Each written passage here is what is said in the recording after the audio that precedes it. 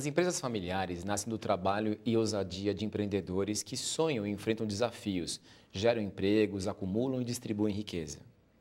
A partir de um sonho, de um ideal ou da necessidade de sobrevivência, o empreendedor gera para toda a família um bem que deve ser administrado e defendido. No contexto atual de mudanças constantes, crises e riscos, os empresários têm procurado formas de proteger o patrimônio e administrar com mais segurança e tranquilidade os negócios. Blindagem patrimonial e planejamento sucessório são os temas de hoje. Está no ar Empreendedor, série sustentável.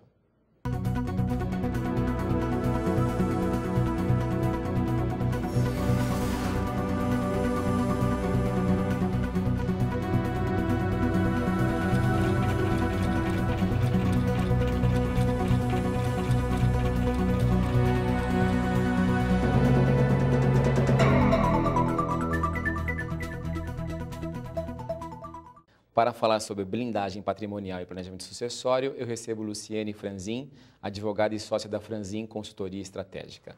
Luciane, obrigado pela sua presença conosco aqui hoje. Obrigada pelo convite. Imagina. Luciane, termos como blindagem patrimonial e planejamento sucessório estão cada vez mais presentes no dia a dia das empresas brasileiras, né? Por que isso tem ocorrido? Isso tem ocorrido, primeiro, pela preocupação das empresas em se perpetuar, tá? E se preocupar com o legado que estão passando para a segunda geração. Esse é o principal. Segundo, por conta principalmente da alteração do Código Civil. Muitos dos relacionamentos pessoais que antes não eram protegidos pela lei passaram a ser protegidos. Diga-se, a partir de 2002. Na verdade, foi publicado em 2002 e começou a ter validade, vigência a partir de janeiro de 2013. Então, na verdade, união estável, separação de fato. Agora, recentemente, a partir do ano passado, a união estável entre casais do mesmo sexo, afetivas. Ou seja, relacionamentos pessoais que antes não eram protegidos pelo Código Civil passaram a ser protegidos. Então, tiveram impactos patrimoniais. E esses impactos patrimoniais fatalmente vêm às empresas também, tá? O que a gente pode... uma das maiores preocupações que a gente tem visto com relação às empresas familiares é o fato de que o cônjuge passou a ser o herdeiro obrigatório. Antes eram somente os descendentes, que eram os filhos, netos, bisnetos, os ascendentes, que eram os pais, avós, bisavós. Hoje o cônjuge passou a ser um herdeiro obrigatório. Tá? Ele tem direito, assim como os descendentes e ascendentes, àquela parte chamada legítima, que é 50% do patrimônio, independentemente do regime de bens, do regime de casamento. Tá? Então, aquela ideia de que o meu filho está se casando num regime de separação total, estou deixando para ele as cotas da minha empresa e, portanto, isso não irá para minha nora ou não irá para o meu genro, não é mais verdadeiro no caso de uma sucessão, sim somente numa parte do divórcio. A outra... Quer dizer, no divórcio, sim. Divórcio é cada um, separação de bens, cada um fica com a sua parte e tal. Agora, exatamente. Na sucessão, não. Na sucessão, não. Na sucessão, o cônjuge, ele entra no inventário, ele entra como um dos herdeiros obrigatórios para toda a herança. Então, se nessa herança tiver cotas de empresa, entra na cota de empresa. Por isso que se começa a se preocupar muito com o planejamento sucessório. Tá? Eu posso fazer um testamento deixando que a parte desse cônjuge não sejam as cotas da empresa. As ações da empresa, As ações da empresa. Porque isso pode prejudicar o andamento da empresa, né, Luciane? Totalmente. Tá? Eu posso também colocar algumas regras no contrato social, no estatuto social da empresa, em que o cônjuge, o herdeiro, ele não vai receber cotas da empresa, ele vai receber haveres. Numa sociedade anônima, eu posso colocar que esse cônjuge, na verdade, vai receber ações preferenciais, não vai ter direito a voto. Tá? Que são as ordinárias. Exatamente. No caso de falecimento do donatário, aquele que recebe em doação, recebe em vida as cotas do pai, por exemplo, um filho que recebe as cotas do pai em vida, como antecipação de legítima, e o filho vem a falecer antes do pai, eu posso colocar uma cláusula na doação que se chama direito de regresso, ou seja, essas cotas voltam para o pai sem entrar no inventário, o pai depois faz a redistribuição. Ou seja, se eu me planejar, É a palavra, se eu fizer, não é? A palavra é planejamento, né? Se eu fizer tudo com uma antecedência, eu tenho formas de prever e formas de contornar essas situações indesejáveis. Eu tá? acho que muita gente que está nos assistindo deve estar assim preocupada, porque muita gente acha que fez um acordo, né, matrimonial, de união estável, seja lá o que for, com separação total de bens e não sabe disso, né? Não sabem. Eles não sabem. Não sabem mesmo. E aí uma surpresa vem total, né? Bem total. O outro ponto também que começaram a se preocupar é que estão percebendo já, porque o Brasil é novo, não é? As empresas familiares agora que estão passando de segunda para terceira geração, que estão percebendo que as famílias crescem, que eu chamo numa progressão geométrica, e o bem, ou seja, aquela receita cresce numa progressão aritmética. Tá? Ou isso quer dizer o seguinte, que a empresa ela não consegue crescer na mesma proporção em que crescem os herdeiros. E de uma geração para outra, por mais que aqui no Brasil o imposto de doação e herança não seja igual como nos Estados Unidos de 45% ou na Alemanha de 70%, aqui o máximo é de 8%, o fato é que de uma geração para outra você paga imposto. Como é que são as diferenças no Brasil? 8%? O ITCMD, que é o imposto de doação e herança. Na Alemanha é 70%, nos Estados Unidos é 45%. Nossa, então não dá nem aqui para comparar, né? não dá nem para comparar. Mas mesmo assim, é um imposto que deve ser levado em consideração. Claro. Se você pensa de uma geração para outra que você tem que pagar imposto, se você pensa que, num caso de divórcio, que é um divórcio litigioso, em que não foi planejado um pacto antinupcial bem feito. Se você pensar num caso de um inventário que não foi pensado, por exemplo, que hoje um cônjuge, mesmo casado numa separação total, ele tem direito a cotas da empresa, é uma dilapidação patrimonial muito grande. Então, o que eu tenho sentido é que os empresários eles têm se preocupado não só em manter o patrimônio, principalmente empresarial, no seio da família, o controle, mas principalmente que todas as receitas sejam mantidas nessa empresa, reinvestidas nessa empresa e que seja, na verdade, o originador de bons dividendos para que faça jus para várias gerações. Que a empresa se perpetue, né? Para que a empresa se perpetue. Imagina só, toda aquela energia que o fundador, né, o empreendedor, ele colocou naquela empresa, depois isso na geração seguinte pode ir embora, né? Se não tiver esse cuidado, né? De reinvestir. Vira pó. Total, é. E às vezes não é por querer, é porque não tomou esse cuidado, não planejou. Né? Não planejou. A holding é o caminho? Primeiro, o que é uma holding, né, para os nossos A holding, na verdade, nada mais é do que uma pessoa jurídica, tá? É uma empresa que pode ser tanto limitada como pode ser sociedade anônima. Ela é muito interessante para segregar o que é patrimônio da família, o que é patrimônio empresarial. Ela segrega muito bem isso.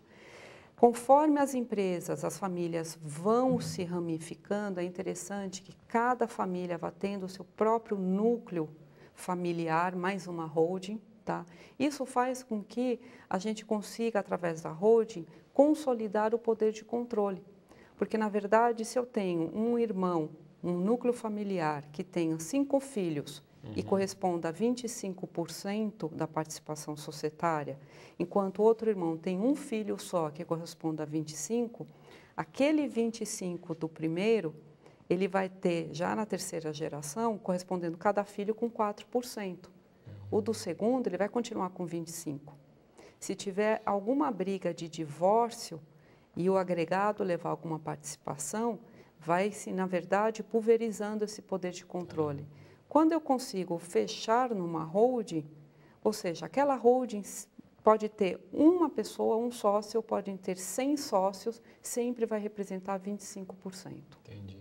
Então, eu não consigo pulverizar. Ela vai se ramificando, então teriam que abrir outras holdings? Exato, cada família abre a sua holding. Para se manter os 25%, para se manter o mesmo controle societário. E isso numa empresa familiar, por exemplo, numa construtora. Tem muitas construtoras que são familiares ainda no Brasil, né? Então, elas podem fazer isso? As empresas devem fazer isso, sempre devem. O desenho clássico é sempre que tenha, em cima das operacionais, uma holding mãe, tá? porque ela separa muito o que é operacional do que é família, dos sócios, pessoas físicas, e conforme esses sócios vão tendo famílias independentes, é importante que vão tendo núcleos familiares para cada holding. Tá? Isso é importante também não só para a segregação de interesses, concentração de poder, de controle, mas também para a proteção patrimonial, tanto das operacionais, com relação às pessoas dos sócios, bens patrimoniais, pessoas físicas dos sócios, mesmo, ou também para que essas pessoas dos sócios possam vir a ter outros tipos de atividades.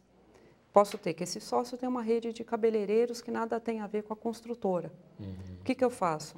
Eu tenho essa holding mãe no meio que faz essa segregação de que qualquer tipo de contingência de passivo da rede de cabeleireiros nada tem a ver com a construtora. E da construtora nada tem a ver... Ou seja, os negócios não vão se interferir, né? Nada, porque na verdade a pessoa física ela vai ter na declaração de imposto de renda dela somente participação da holding núcleo. Tá. Que seria, por exemplo, os salões de cabeleireiro. E aí a outra com a construtora, por exemplo. Que cada um tem o seu núcleo, né? Cada um tem o seu negócio. Exatamente, exatamente. Tá. E aí tem uma que é uma espécie de uma nave-mãe que fica controlando tudo isso. Uma nave-mãe, um guarda-chuva que fica controlando tudo isso. E chama holding também, esse grande guarda-chuva chama holding também. A gente chama de holding-mãe, depois as outras holdings a gente chama de holding, na verdade, núcleos familiares. Núcleos familiares. Como é que a blindagem patrimonial pode conversar, pode adotar a governança corporativa?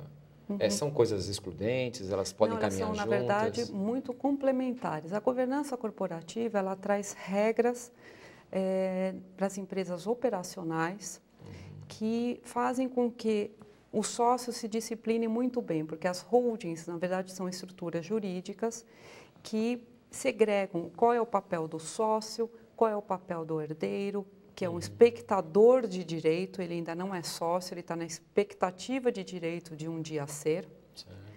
E qual que é o papel, na verdade, do administrador.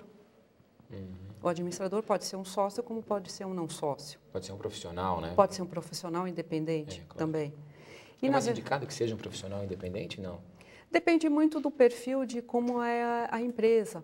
Tá? Muitas vezes você tem um profissional da família que ele tem todas as qualificações para atender o perfil de ser um administrador. Por exemplo, então, uma construtora, ele é engenheiro, é arquiteto. É engenheiro civil, é um arquiteto. Tá. Ou seja, essa parte de governança corporativa é super importante porque ela coloca regulamentos nas operacionais, inclusive, para se atender quais são os requisitos básicos para ser um administrador para operacional. Se aquele membro da família, por coincidência, atender todos os requisitos para ser um administrador, não teria por que ele não ser um administrador. Pode ser também que a família tenha decidido que nenhum membro da família, ainda que atendendo todos os requisitos de um administrador, não possa vir a trabalhar na empresa. Então, a governança corporativa, ela auxilia, ela complementa a blindagem patrimonial? Ela, na verdade, é o seguinte, as holdings, todas essas estruturas, ela dá o esqueleto. A governança corporativa, ela dá a disciplina do dia a dia. No próximo bloco, nós vamos falar sobre planejamento sucessório. O Empreendedor Série Sustentável vai para um rápido intervalo e volta já já com a advogada Luciane Franzin.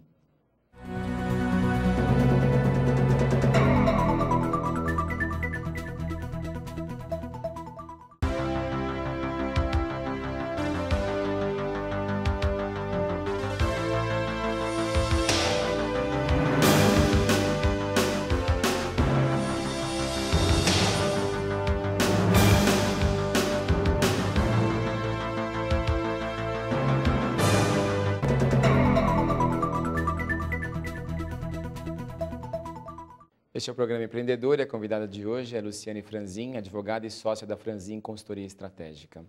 Luciane, no primeiro bloco nós falamos sobre essa questão da blindagem patrimonial, né? Vários elementos aí que, surpresas para mim, inclusive, viu? Imagina como é que isso deve estar no mercado.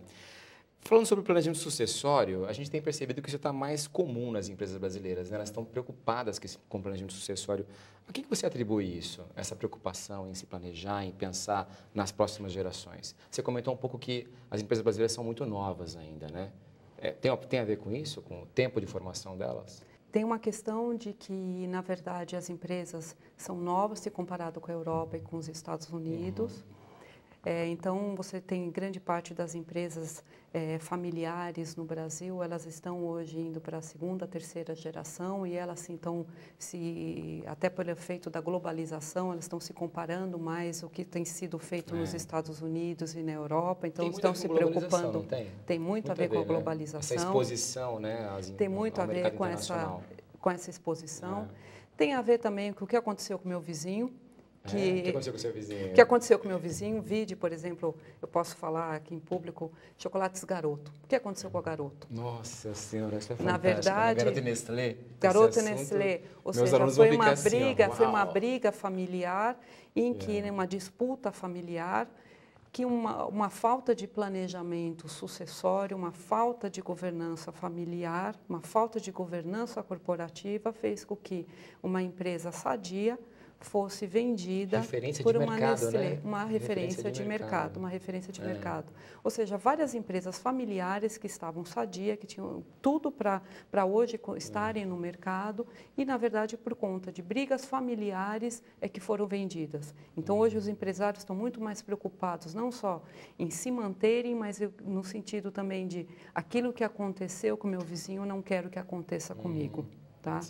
E a outra preocupação, até em decorrência disso, é preciso me informar cada vez mais. Preciso me informar quais são os direitos e deveres com relação às relações pessoais, quais são meus direitos e deveres com relação, principalmente, à parte de Receita Federal. Tá? Então, as autuações... Porque as autuações estão cada vez maiores. A Receita Federal, hoje ela tem um sistema... Ela é mais Big Brother agora, Ela é muito mais Big Brother, ela tem um sistema NASA super potente. Então, as autuações estão cada vez mais acirradas, elas estão cada vez mais atuantes. E eles querem dar um passo antes. Olha, o que eu preciso fazer para que eu não seja mais autuado? E nos diversos simpósios da Receita Federal que eu tenho participado, eles sempre falam, olha, depois que está feito, não adianta eu querer planejar. O planejamento é antes, ou seja, antes de fazer, o que eu tenho que prever, o que eu tenho que me planejar. Tá? Então, seja no nível de Receita Federal, seja no nível de pessoal mesmo, de relações pessoais, seja no nível de organização patrimonial, a regra é planejamento, é prevenir-se, é o anterior, não o depois. Tá?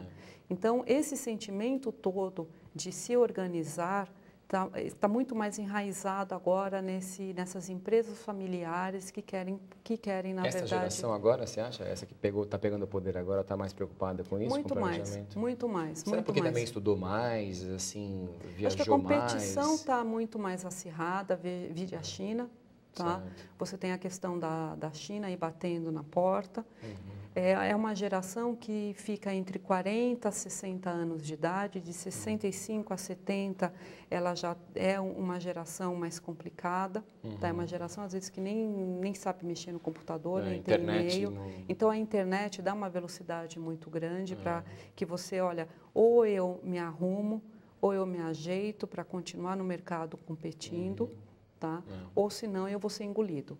Então, as consolidações de vários setores levam as empresas a terem que se organizar. Então, como que eu faço uma eficiência fiscal, um planejamento fiscal de uma forma correta, pagar menos, mas dentro da lei? Como que eu faço também para ter menos despesas? Como que eu faço para reinvestir melhor e para deixar os meus familiares, que são meus sócios, mais felizes? Ou seja, se eu tenho, a partir do momento que um divórcio, um inventário, me dá um desfalque muito grande, às vezes de 25% do meu patrimônio, isso é um desfalque muito grande. Com relação a essa questão do controle da empresa, né? Então, está numa geração, vai passar para a próxima, né? Quais você acha que devem ser os critérios observados na hora de passar o controle? Em termos de perfil, de quem vai assumir? Eu acho que, acima de tudo, o consenso. Eu me lembro no primeiro ano de faculdade, o professor ia explicar o que é legitimidade. Legitimidade é legalidade mais consenso. Legalidade é aquilo que se impõe e o consenso é aquilo que se conversa, é aquilo que se chega num acordo. Num acordo, tá? Isso é legitimidade. Então, em todas as famílias, quando se fala em governança familiar, eu sempre falo, governança familiar é sinônimo de legitimidade. Tá? Então, não existe uma receita pronta para qualquer família. Para que ela seja menos traumática. Para que ela seja mesmo. Porque, na verdade, toda família tem a sua cultura, toda família tem o seu histórico, toda família tem os seus, vamos dizer, os seus traumas. Então, é muito difícil falar qual que é a melhor receita. Eu acho que a melhor receita é conversar e chegar num acordo e, a partir desse acordo, colocar regras. Tá? Muitas vezes, por exemplo, às vezes eles querem colocar num contrato que agregado nunca entra. Nunca vai ser um executivo, nunca vai ser um administrador na empresa.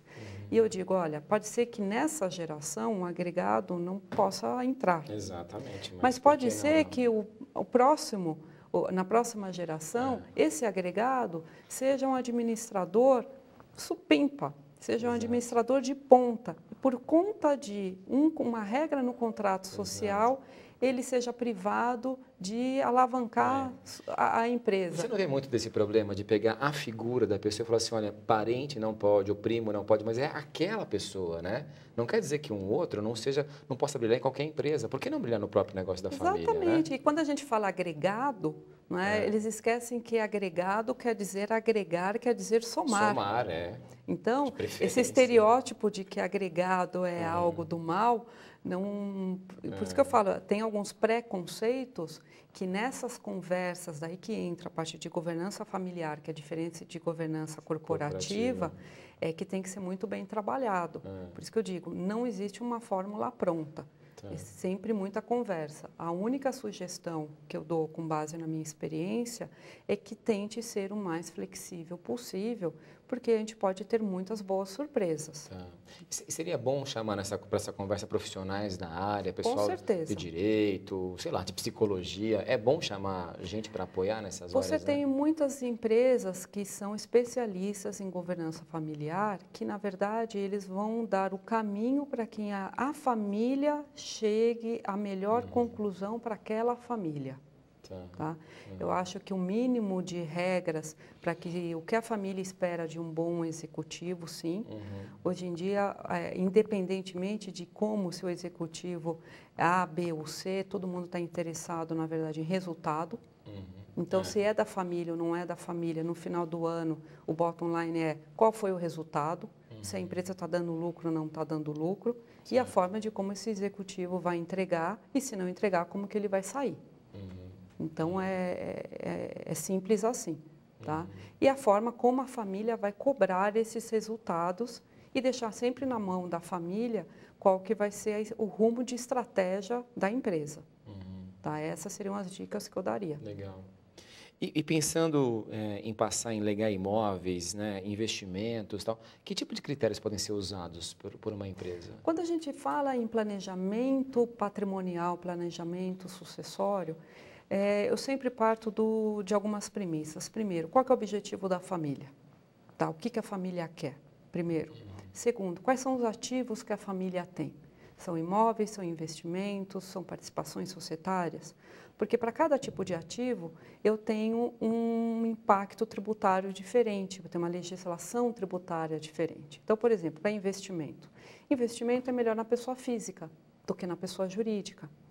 O mesmo investimento, tá, que eu pagaria no mínimo 15%, que fica de 22,5% a 15% se for renda fixa, mas vamos supor, depois de um prazo 15%. Tipo título público, né? Que se esse aplica, mesmo 15%, a pessoa jurídica, se for lucro presumido, é 37,65% e lucro real é 34%, sem choro nem vela. Quer dizer, é o dobro. Então, as pessoas têm que ter consciência de que empresa no Brasil, ela não foi feita para ter investimentos, ela foi feita para ter produção. Exatamente. Tá? Investimento é banco, financeira, ponto. Não é a atividade fim dela, né? Não é a atividade fim dela. Tá? Então, investimentos, E muita pessoa gente não sabe física. disso, né, Luciane? Muita Não. gente não sabe disso. Tem algumas exceções? Tem. Olha, se tiver, por exemplo, prejuízo contábil, daí você tem um período de prejuízo contábil que você Claro. pode fazer uma compensação. Mas são exceções. Imóveis. Imóveis é um outro bicho. Imóveis é o seguinte, aluguel na pessoa física é 27,5%. Aluguel numa que a gente chama de holding patrimonial ou holding imobiliária é no máximo 14,53%. Ou seja, planejamento tributário, né? Total. Planejamento tributário. E existem depois algumas passagens. ITCMD. Se eu dou um apartamento para você, você tem que pagar o ITCMD, né, o Imposto de Doação e Herança, sobre o valor venal deste imóvel, mas se eu transfiro este mesmo imóvel a valor de custo para uma empresa e depois eu transfiro as cotas da empresa para você, você vai pagar o Imposto de Doação e Herança tendo como base de cálculo o patrimônio líquido que está no valor de custo do imóvel. Certo. Ou seja, tem algumas outras pegadinhas também. As diferenças, né, entre planejar e não planejar é vida ou morte, né? É vida ou morte. É vida Tão ou claro morte. quanto isso, né? Já aconteceu de eu ficar numa família em reunião que durante 3 horas só explicando qual que é a diferença entre ser sócio e ser administrador de uma empresa. Olha só. Luciane, mas o nosso tempo realmente acabou, então agradeço mais uma vez pela sua presença conosco Agradeço eu aqui. pelo convite e continuo à disposição. Opa, vamos nessa então. Obrigado. O programa Empreendedor de hoje falou sobre blindagem patrimonial e planejamento sucessório com a advogada Luciane Franzin. Espero que tenhamos esclarecido um pouco mais sobre o tema. Até o próximo.